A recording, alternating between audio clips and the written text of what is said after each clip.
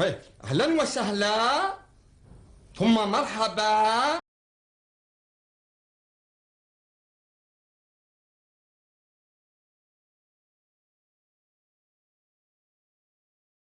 فندت وزيرة التربية الوطنية نورية بن غبريت أن يتم تقليص أيام امتحانات البكالوريا إلى 3 أيام لهذا الموسم الدراسي، معتبرة ذلك مجرد اقتراح يمكن تجسيده السنة المقبلة، مضيفة أنه سيتم تقديم هذه الامتحانات قبل شهر رمضان. أحمد بوطاف.